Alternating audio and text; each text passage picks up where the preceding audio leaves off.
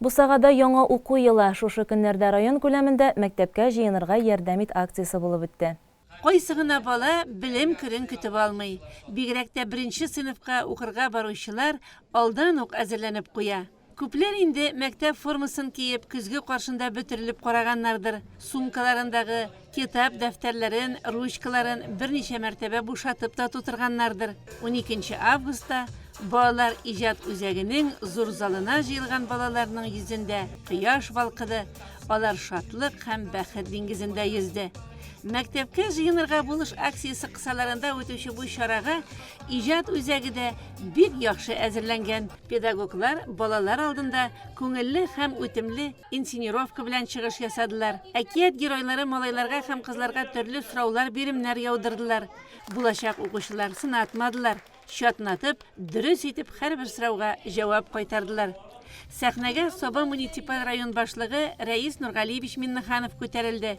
Район башлыгы укучыларга белем илендә зур уңышлар теләде, бүләкләр тапшырды. Аннары сәхнәне спонсорлар алды. Алар үз оешмаларында эшләүче әти-әниләрнең балаларына мәктәп сумкалары тапшырдылар, акчалата бүләкләр бирделәр. Бүген Саба районында бик зур тантана. Безгә балаларга мәктәпкә барырга булыш акциясендә кызым Имамиева Мәликәгә шундый матур сумкалар, мәктәпкә кирәк яраклар бирделәр. Без бик рәхмәтле. Район җитәкчеләренә бик зур рәхмәт. Бу балаларыбызның нидер тәрбия алуда. Ул үзеңнең булганыңа кемгәдер ярдәм итү. Ул бүгенге көндә бу бәләкәй балалар уже күреп үсәләр. Дөрестән дә бүген сиңа авыр икән, сиңа кемдер ярдәм итә. Мин әйтәсем килә, күпмедер ул тәрбия ягы да бар бу мәсьәләдә. Шуның өчен беребез аңлашып яшәсәк, эшләсәк, безнең бөтен хыялларыбыз тормышка ашыр. Шуның өчен бу акция инде безнең дәүләтебездә игълан ителде һәм инде елдан-ел ул көчләнеп бара дип әйтергә кирәк. Безнең теге кемнең тормышында авырлык бар, дөрес, безнең төрле фондларыбыз бар, социаль учрежденияларыбыз бар, ярдәм итү халыкка. Балалардан кадерле әйбер юк. Шуның өчен бу акциялар бу мәктәпкә генә барган вакытта түгел, мәктәптә уку дәверендә дә безнең предприятие учрежденияларыбыз бик зур ярдәм китерәләр. Һәм инде минем әйтеп китәсем килә, өстәмә белем алу буенча безнең менә бөтен предприятиелар, учрежденияларыбыз теге чын күңелдән, эздән күл була дип әйтәләр.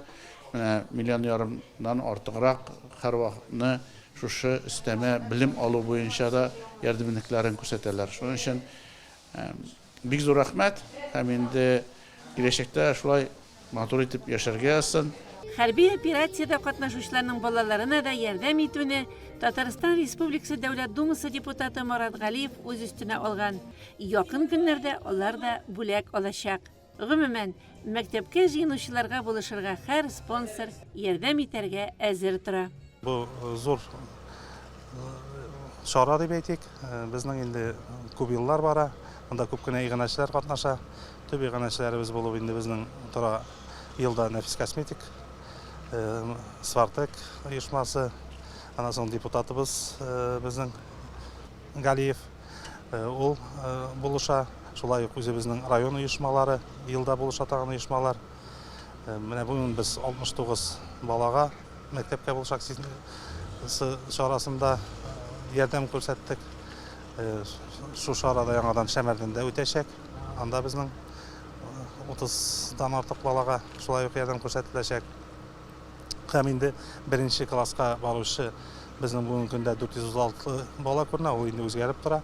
Аларның барысына да набор первоклассника шулай ук тапшырылачак.